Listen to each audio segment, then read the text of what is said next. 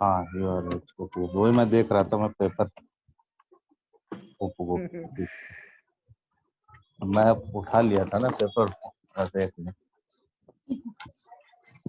भाई मैं कह रही थी मुझे शायद याद था, शायद नामदेव या गुप्त करके कोई थे तो। लेकिन एक कंफ्यूजन वहां पे खड़ा होता है, शायद मोगलीपुत्र को ही उपगुप्त कहा गया है, ये भी है, थोड़ा डिस्प्यूटेड अच्छा। पॉइंट है ये। हाँ सर ये बुक में भी दिया हुआ है मोगलीपुत्र टेस्टी, ये रामचरण जी की बुक है 11th की एनसीईआरटी, हाँ हाँ हाँ उसमें हाँ दिया हुआ है सर मोगलीपुत्र। हाँ, उपगुप्त उन्हीं कहने के का कहने मतलब ये, पे, हाँ ये हो उन्हीं के सकता है कहने क्योंकि पे। हाँ मौर्य डायनेस्टी के थे ये, तो चंद्रगुप्त मौर्य क्या है, बिल्कुल। उसी के उसमें फिर आगे बढ़ते आए हैं, तो शायद इसीलिए उपगुप्त भी कहा है और मोगलीपुत्र। हाँ शायद संज्ञा दी गई होगी उपगुप्त गुप्त के पहले का ना हाँ तो। हाँ हाँ हाँ हाँ हाँ, तो ये हो हम्म। सकता है, और दोनों ध्यान रखो, क्या दिक्कत है इसमें।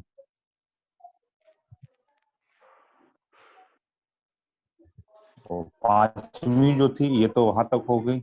जो पांचवी बौद्ध संगीति थी ये 1871 में हुई है, और मांडले एक जगह है बर्मा में, वहां पे हुई है, और इसके जो संरक्षक थे वो मिंदन मिन थे, और अध्यक्षता यहाँ पर 3 देशों के बौद्ध भिक्षुओं ने की थी, क्या कहना चाहिए उनको, लामा टाइप में थे वो।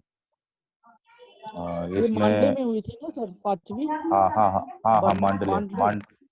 मांडले बर्मा, और म्यांमार में। संरक्षक इसके थे हाँ पुनीत मिंदन सर, मिन थे। एक मिनट सर, पुनीत सर हाँ सर बताओ। एक बार होस्ट बनाइए।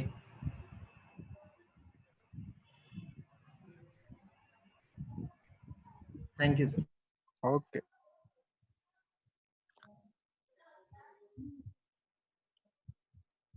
अब ये बहुत खतरनाक नाम है तीनों के।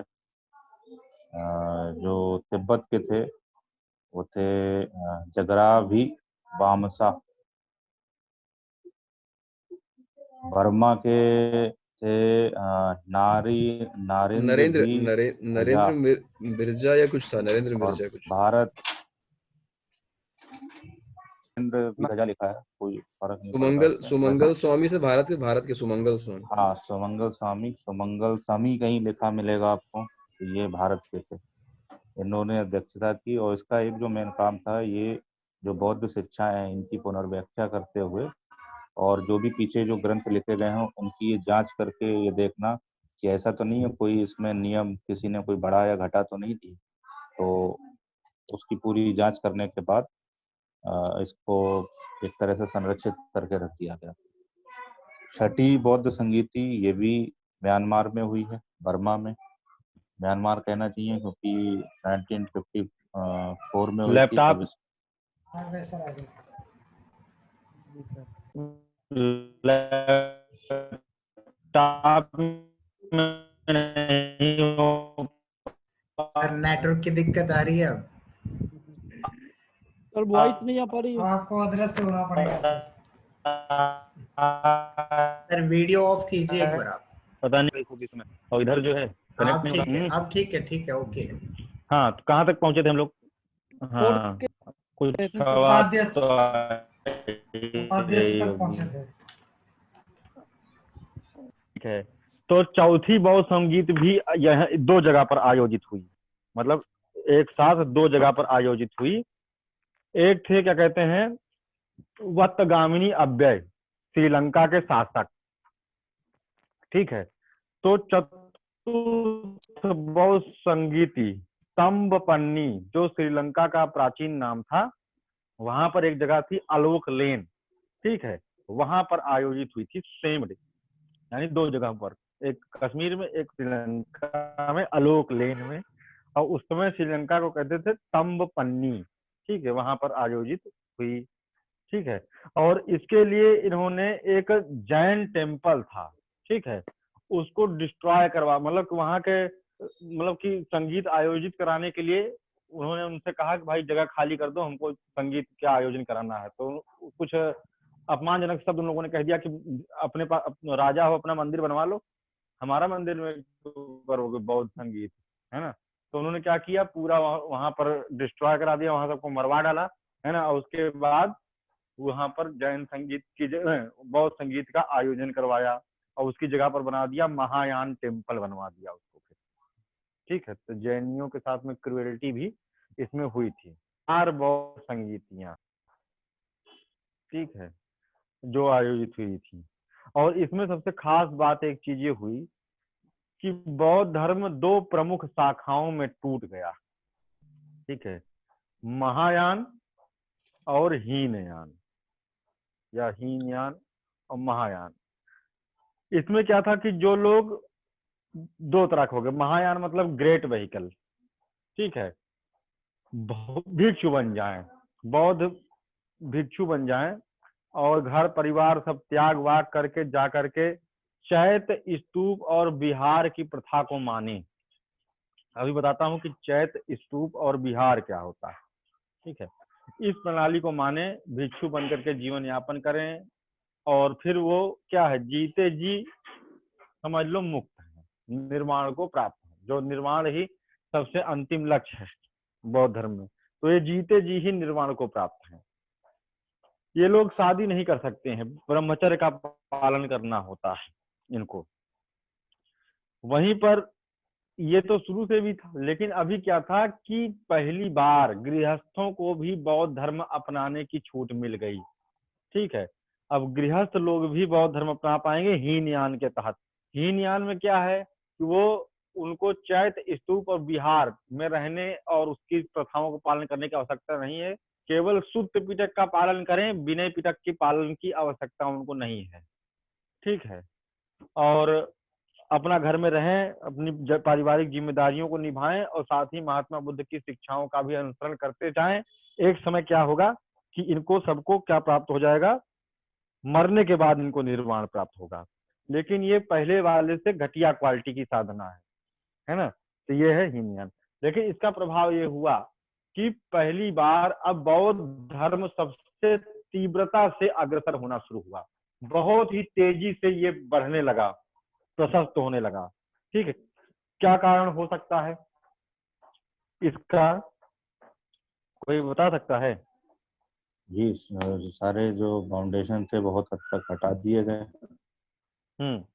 और सर उनकी जो फैमिली के साथ भी कर सकते थे। छूट आसान मिलेगी हर तरीके आसान ध्यान फॉलो करने वालों के लिए आसान। नियम धर्म आसान हो गए सब। दूसरा जो उनके नियम थे वो प्रचलित जो भी समकालीन क्या बोलते हैं सनातन नियमावली थी उससे बहुत हद तक मिलने लगे थे। मिलने लगे। तो जब उनसे समतुल्यता थी तो इस वजह से बहुत जल्दी से उसको अंगीकार किया गया, क्योंकि कुछ झलक वो भी दिख रही थी उसकी। मूर्ति और पूजा बहुत लोगों को वगैरह। वीडियो नहीं आपकी हो कहने के बाद। चंदन, तुम लोग तो खोल सकते हो, देखो सब लोग खोले हैं। मिहिर, प्रॉब्लम है सर मोबाइल, मैंने सर अभी बंद किया सर। सारी समस्याएं जो है प्रॉब्लम 2-3 दिन में नया मोबाइल आ जाएगा, हो जाएगा। अच्छा, मैंने सर अभी बंद किया है सर, थोड़ी देर पहले। चलो ठीक है, ठीक है, ठीक है। तो अभी आते हैं हम लोग कहाँ पहुंचे थे कि क्या क्या हुआ था यहाँ पर हीनयान। इसमें क्या था कि हेरिडेटरी हो गया बौद्ध धर्म। पहले क्या था कि हेरिडेटरी नहीं हो पा रहा था, जो लोग गए भिक्षु बन गए तो बन गए, है ना। लेकिन अभी क्या है कि जो बौद्ध धर्म ग्रहण किया उसने शादी की तो लड़की भी बौद्ध बनी, 4 बच्चे हुए, चारों बौद्ध बने। उन चारों की शादी होगी तो फिर 8 हो जाएंगे बौद्ध, उनके 4 बच्चे हुए तो और बौद्ध हो गए। तब क्या है, बौद्ध धर्म हेरिडेटरी फैलने लगा और बौद्ध धर्म पहाड़ से उतर करके, ठीक है, मतलब कि बौद्ध धर्म ऊंचाई से उतर करके समाज में पहुंचा। जब समाज में पहुंच जाता है, घुल मिल जाता है, तो फेस्टिवल और फेयर से सब उत्सव वगैरह भी कॉन्सेप्ट आ जाते हैं और धीरे धीरे वो बढ़ने लगता है और अधिक कर्मोत्कर्षित होता है। तो इस कारण से अनुवांशिक तौर पर वृद्धि बौद्ध धर्म में देखने को मिली। चतुर्बौद्ध संगीत का बौद्ध धर्म के प्रशस्तीकरण में विशेष योगदान देखा जाता है। ठीक है, क्लियर हुई बात? ये हो गई 4 बौद्ध संगीत या 5वीं बौद्ध संगीत। कौन है वेटिंग रूम में? 5वीं बौद्ध संगीति, फिफ्थ बुद्धिस्ट काउंसिल 1871 में हुई, मांडले, बर्मा। ठीक है, और किसने करवाया था? Under the patronage of king Mindon, सम्राट मिंडन की अध्यक्षता में, सम्राट मिंडन के द्वारा करवाई गई थी। ठीक है, और पहली बार 3 अध्यक्ष थे जो 3 अलग अलग देशों का प्रतिनिधित्व कर रहे थे। ठीक है, जैसे जगराभिवंसा नाम है ये। ठीक है, जगराभिवंसा, एक ये हो गए बौद्ध भिक्षु। ठीक है, ये तिब्बत के थे, यानी चाइना तिब्बतन बौद्धिज्म का कर रहे थे। नरेंद्र भिदजा, ये बर्मा के थे। ठीक है, खुद वहीं के नरेंद्र भिदजा। और सुमंगल स्वामी नेपाल और भारत दोनों के, मतलब कि दोनों ही देशों का प्रतिनिधित्व कर रहे थे। सुमंगल स्वामी 3 हो गए, फिर से बता दे रहा हूं, जगराभिवंसा, नरेंद्र भिदजा और सुमंगल स्वामी। ठीक है, सर सुमंगल एक बार ये कब स्वामी। हुई थी? 1800 71। 1870 इसका मूल ध्येय था कि अब तक नए नए ग्रंथ आ गए थे बहुत सारे, और बौद्ध धर्म में विकार उत्पन्न हो गया था। ठीक है, समस्याएं देखने को आ गई थी। तो उन समस्याओं को वापस कैसे निस्तारित किया जा सकता है, जब पूरी तरह से वापस महात्मा बुद्ध की कोर शिक्षाओं पर चले जाएंगे। तो इसका केवल ध्येय यही था कि इन सब ग्रंथों में जो चेंजेस हो गए हैं अब तक की बातों में, वो चेंजेस को समाप्त करके वापस मूल शिक्षा की तरफ लौटो। जैसे कि स्वामी दयानंद सरस्वती ने कहा था ना, वेदों की ओर लौटो, वैसा ही यहाँ पर कॉन्सेप्ट लाया गया कि वापस मूल शिक्षा की ओर जो है लौट चलो। और उनको सिस्टमेटिकली एग्जामिन किया गया कि क्या क्या चेंज हो गए हैं, कौन कौन सी मूल शिक्षा त्याग दी गई है, और वापस उसको लाया जाए कोर शिक्षा पर। ग्रंथ कोई नहीं लिखा गया है, केवल रेक्टिफिकेशन किया गया मूल शिक्षा के लौटने के लिए। अगला है छठी बौद्ध संगीत 1954 में। ठीक है, कब आई जगह पर? कब आई? यंगून में, बर्मा में। प्रधानमंत्री यूनू ने, बर्मा के प्रधानमंत्री यूनू ने करवाया। ठीक है, और इसके लिए एक शांत ज्वालामुखी है बर्मा में, पोपा नाम का शांत ज्वालामुखी, उसको बनवाया गया सतपर्णी गुफा के मॉडल पर। ये इंपॉर्टेंट है, सतपर्णी गुफा के मॉडल पर महापाषाण गुफा का निर्माण करवाया प्रधानमंत्री जी ने, और वहीं पर ये बुद्ध काउंसिल आयोजित हुई। एक शांत ज्वालामुखी, मतलब कि जब तक हमारा मन शांत नहीं हो जाता है तब तक वो ज्वालामुखी की तरह उबलता रहता है, आग धधकती रहती है, तृष्णा की आग। और जब तृष्णा की आग बुझ जाती है तो वो एक शांत ज्वालामुखी के सदृश हो जाता है। और यही कॉन्सेप्ट पकड़ करके शांत ज्वालामुखी के अंदर जो है इस तरह की गुफा का निर्माण कराया गया, जिसका मॉडल सतपर्णी गुफा के मॉडल से मिलता था, उसी के आधार पर। और उसमें जाकर के ये बौद्ध संगीत आयोजित हुई। जगह कहाँ? कबाई। क्या क्या कर रहे हो? गुफा का नाम बता दीजिए कौन सा सर, कौन सा महापाषाण गुफा, महापाषाण गुफा का निर्माण करवाया गया था। प्रधानमंत्री का नाम बता दीजिए एक बार दोबारा। यूनू 1924 में ना सर? यूनू 24 नहीं, 54। 54 ओके ओके। ठीक है। अच्छा, इसमें क्या था कि वास्तविक धम्म पद और विनय पिटक, ठीक है, को अपनाया, मूल रूप में अपनाए जाने की मुहिम इसमें की गई।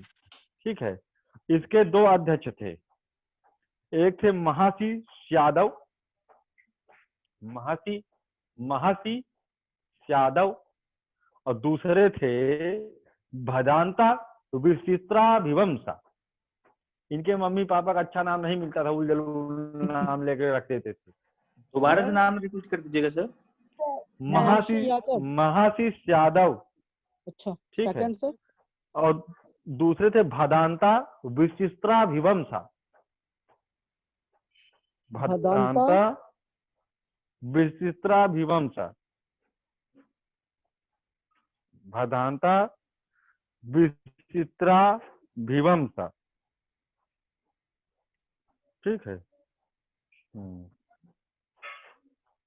क्लियर? इसमें ये अब तक की सबसे बड़ी बौद्ध संगीत थी, जिसमें 8 देशों से जो है बौद्ध भिक्षु आए थे, ठीक है। बहुत सबसे बड़ी बौद्ध संगीत थी ये। यहाँ पर जाकर के बौद्ध संगीत वाला चैप्टर समाप्त होता है, ठीक है। यहाँ से बौद्ध संगीत का मामला समाप्त होता है, ठीक है। अब क्या बचता है? अब बचता है, इसमें अब कौन सी चीज बचती है? हाँ, अब बचता है बौद्ध टेक्स्ट, ठीक है, बौद्ध ग्रंथ, ठीक है। बौद्ध ग्रंथों का अब हम जो लिटरेरी वर्क हैं, टेक्स्ट हैं बौद्ध धर्म से जुड़े हुए, उनका अध्ययन करेंगे। ये भी बहुत इंपॉर्टेंट है। अलग अलग जो प्रमुख प्रमुख महत्वपूर्ण बौद्ध ग्रंथ हैं, उनके बारे में हम लोग अध्ययन करने चल रहे हैं, ठीक है। सर वास्तविक हाँ। धम्म पिटक और विनय पिटक के लिए क्या बताया था अभी एक लाइन? धम्म पद, जिसे गीता कहा जाता है,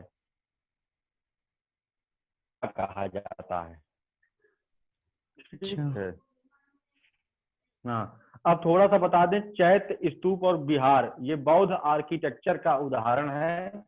चैत्य होता, ये भी पूछा गया है लेकिन, है ना, चैत्य होता है पूजा भवन, है ना, बड़ा सा बरामदा टाइप का होता है, ऊपर गुंबदाकार बंद रहता है ना, जिसमें अंदर यीन और यांग का बड़ा सा चक्र बना रहता है, जिस पर कभी खड़े नहीं होते हैं, ठीक है।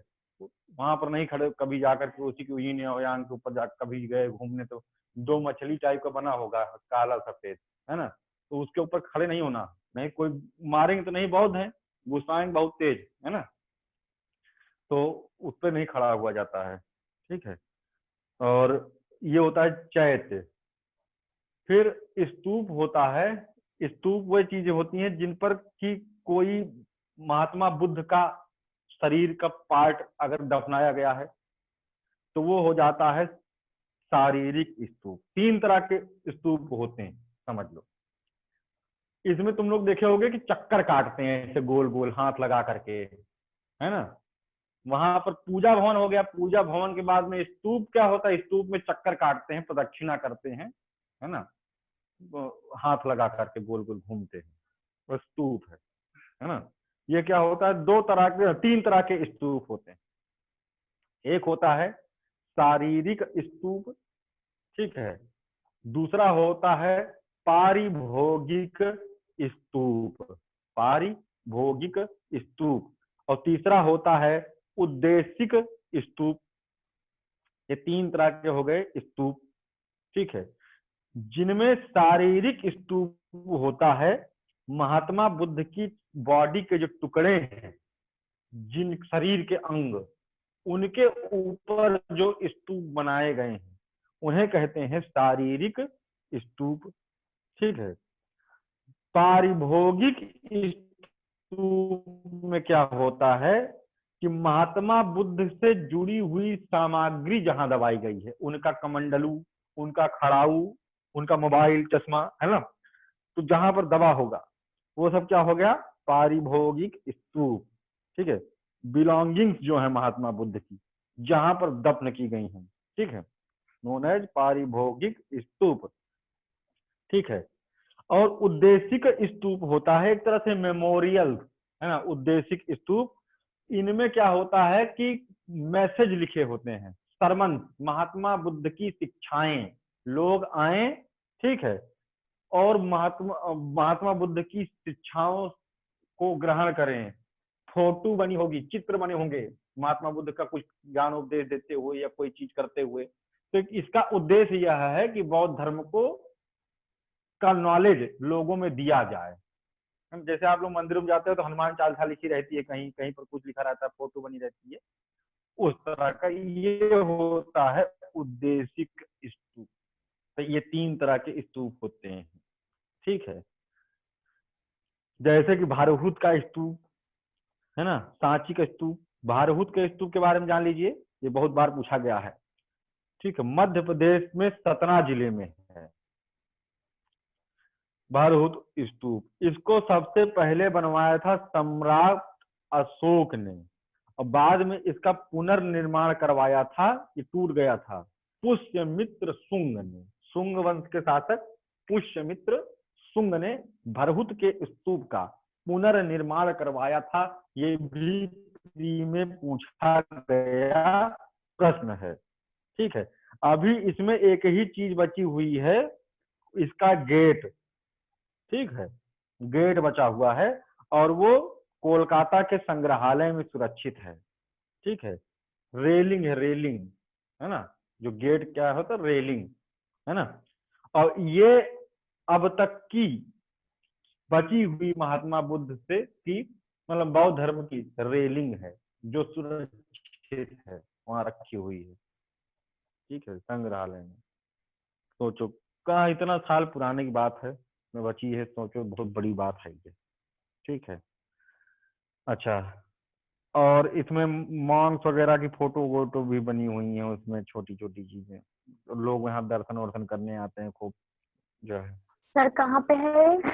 दूसरा, ये तो रखी गई रेलिंग, जो रखी गई है, रेलिंग नहीं है है, ना? स्तूप है कहाँ पे? ये सतना मध्य प्रदेश में, रीवा सतना कटनी जाने लगो महाराष्ट्र, है ना, तो वहां पर इधर से इलाहाबाद की तरफ से तो पड़ेगा बीच में सतना, यूपी से जाओ तो। यूपी बॉर्डर पे पड़ता है सर। है।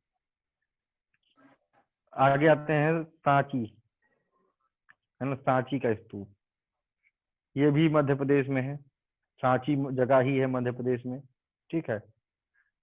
और ये जितने भी महत्वपूर्ण स्तूप हैं उनमें सबसे पुराना महान स्तूप है ये, जिसका निर्माण भी सम्राट अशोक ने करवाया था। इसे ग्रेट स्तूप भी कहते हैं, सांची का महान स्तूप कहते हैं, ठीक है। और ये भारत का सबसे प्राचीनतम, ठीक है, स्टोन स्ट्रक्चर, मतलब कि oldest stone structure of India का एग्जाम्पल है। मतलब कि भारत का सबसे प्राचीनतम पत्थर से बनाई गई वास्तुकला का नमूना है, ठीक है।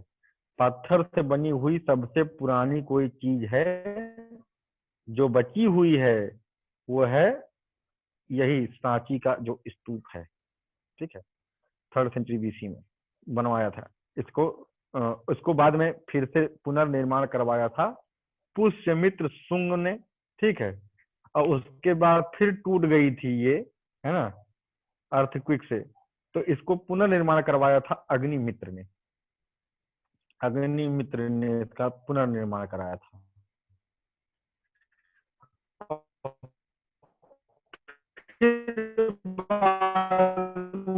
टूट गई थी, तो इसका पुनर्निर्माण सातवाहन ने कराया। सर वॉइस ब्रेक हो रही है, ठीक है, सातवाहन शासकों ने करवाया। सर वॉइस नहीं आ रही है आपकी प्रॉपर, ठीक है, यानी इस वंश का सीक्वेंस पता चलता है। आवाज नहीं आई सर, वॉइस नहीं आ रही है। हाँ, अब है ना, अब आ रही है सर।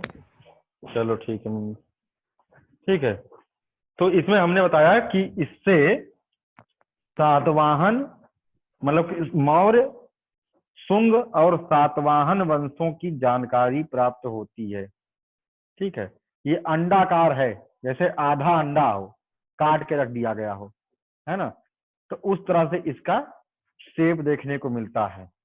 प्रदक्षिणा पथ है यहाँ पर, गोल गोल घूमने के लिए प्रदक्षिणा पथ भी बना हुआ है। ये 2 हो गए। 3 सबसे महत्वपूर्ण स्तूप हैं, ठीक है, उनमें 2 हमने पढ़ लिया, और तीसरा पढ़ लीजिए धम्मे का स्तूप।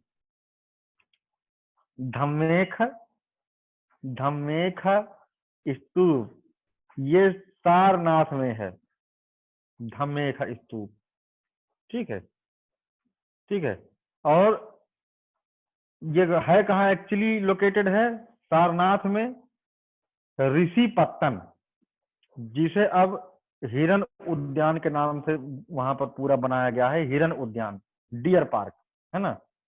ऋषिपत्तन सारनाथ में, इसी जगह पर महात्मा बुद्ध ने अपने 5 शिष्यों को सबसे पहले इसके ज्ञानोपदेश दे करके भिक्षु बनाया था और संघ में शामिल किया था। ठीक है, यानी कि ये धर्मचक्र, धम्मेखा का मतलब धर्मचक्र प्रवर्तन स्तूप है। ठीक है, इसलिए इसका नाम धर्मचक्र स्तूप भी कहा जाता है। ठीक है, और इस पर रिसर्च करवाया था अलेक्जेंडर कनिंघम ने।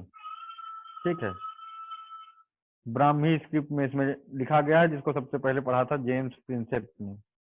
जेम्स प्रिंसेप ने ब्राह्मी लिपि को डिकोड किया था। ठीक है, तो ये थे 3 प्रमुख स्तूप। बाकी तो सम्राट अशोक ने 84,000 स्तूपों की रचना करवाया। 84,000 स्तूप जो कि उद्देशिक स्तूप थे की रचना करवाया इन्होंने, सम्राट अशोक ने करवाया था। ठीक है, आगे देखते हैं। तो ये तो हो गया चैत्य, हो गया स्तूप, हो गया। अब विहार क्या होता है? विहार वह जगह होती है जहां पर भिक्षु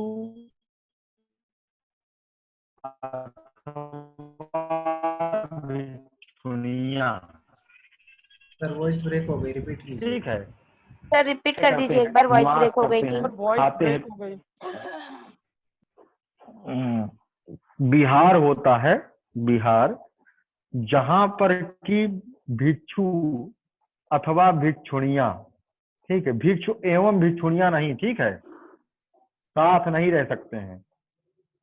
भिक्षु अथवा भिक्षुणिया, ठीक है, अलग अलग रहता है दोनों का। वहां पर रहते हैं, खाते हैं, पीते हैं, सोते हैं, आराम करते हैं, है ना, चर्चा पर चर्चा। तो ये जगह जो होती है उसे कहते हैं बिहार। ठीक है, तो ये तो होता है चैत्य, स्तूप एवं बिहार का कॉन्सेप्ट। ये भी यहाँ पर जाकर के खत्म हो गया। ठीक है, अब हम लोग आते हैं बौद्ध ग्रंथों की तरफ। ठीक है, प्रोमिनेंट जो लिटरेचर्स हैं बौद्ध धर्म से जुड़े हुए, उनको हम लोग देख लेते हैं। ठीक है, अच्छा ये वाला तो देख ही लिए थे हम लोग, क्या कहते हैं, सुत्त पिटक, विनय पिटक, अभिधम्म पिटक, है ना।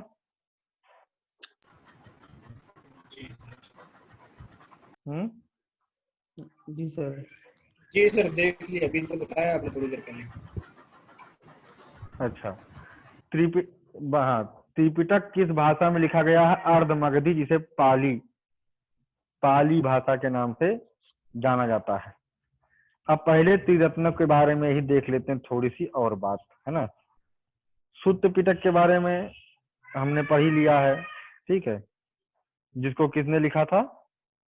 उपालिन लिखा था। ठीक है, पहले वाली बौद्ध संगीत में लिखा गया था। विनय पिटक भी उसी समय आया था।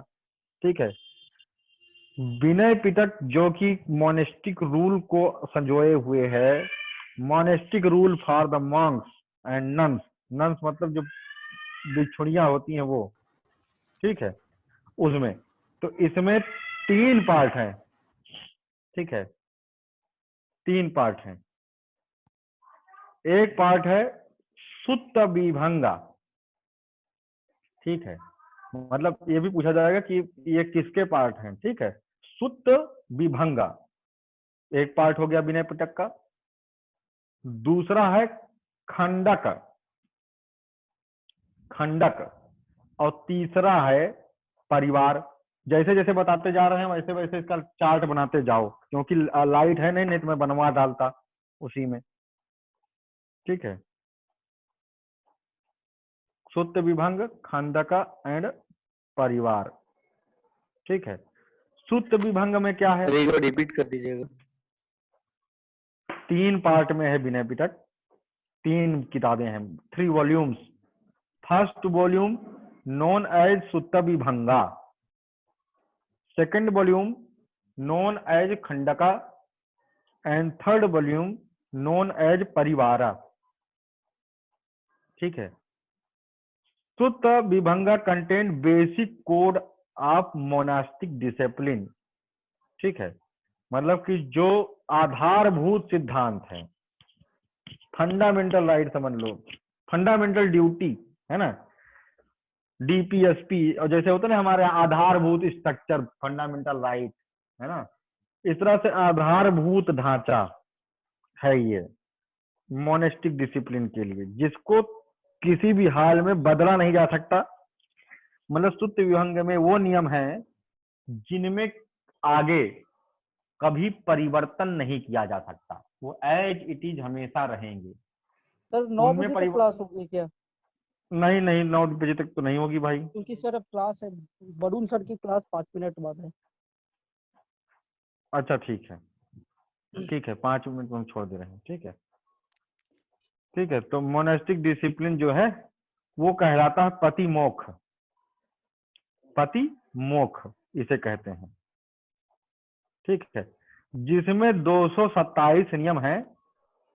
इसमें भी 2 पार्ट हैं, सूत्र विभंग में 2 पार्ट हैं। इसमें 227 नियम हैं पुरुषों के लिए, मॉन्क्स के लिए। ठीक है, जिसे कहते हैं महाविभंग।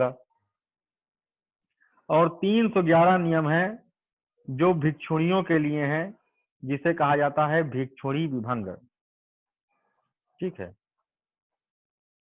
अच्छा, खंडका में क्या है? खंडका, खंडका में है जो दूसरी किताब है, 2 वॉल्यूम में बटी हुई है खंडक भी।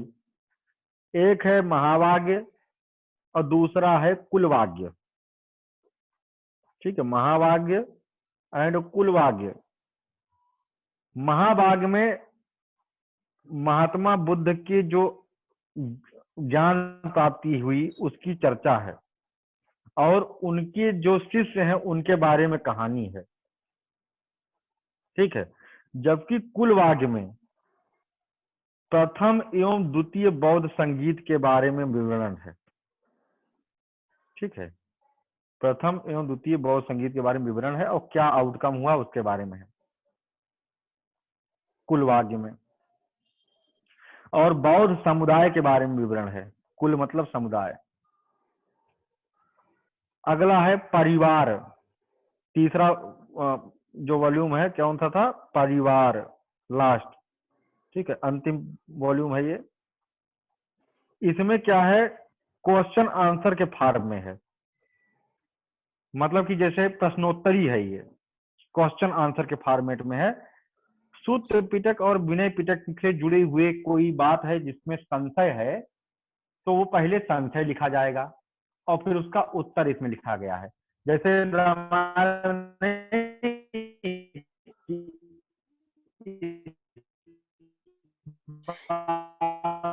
सर वॉइस ब्रेक हो गई आपकी। मतलब है ये ऐसा था तो उसका था, उसका क्या मतलब होती, चंदन क्यों लगाते हैं, सर तुर्की रिपीट का कर है। दीजिए, चलो ठीक है, वॉइस कल ब्रेक बात हो करेंगे। गई ठीक थी। है सर आवाज नहीं आ रही थी। हाँ, इसमें है question and answer, it contain question and answer related to Vinaya Pitaka and Sutta Pitaka. मतलब सुत्ति पिटक और विनय पिटक में जो बातें हैं, अगर कोई शंका होती है तो शंका भी लिखी गई है और उसका समाधान भी लिखा गया है। जैसे कि होता नहीं रामायण में कि कोई बहुत सारी बातें हिंदू धर्म से जुड़ी हुई कि तिलक क्यों लगाते हैं, तो उसका उत्तर वहां लिख देंगे, है ना। चुड़की क्यों लगा बांधते हैं, तो उसका प्रश्न भी लिखा गया, फिर उसका वैज्ञानिक कारण उत्तर सहित लिखा गया। तो इस तरह से परिवार क्या है? प्रश्नोत्तरी है। सुत्ति पिटक और विनय पिटक से जुड़े हुए प्रश्नों का निदान है, शंकाओं का समाधान है। और इसके साथ आगे हम इसको कल खत्म कर डालेंगे, और कल आपका बौद्धिज्म खत्म हो जाएगा और जैनिज्म प्रारंभ होगा। ठीक है, बहुत बहुत धन्यवाद आप लोगों का। शुभ रात्रि। Thank you sir. Thank you sir.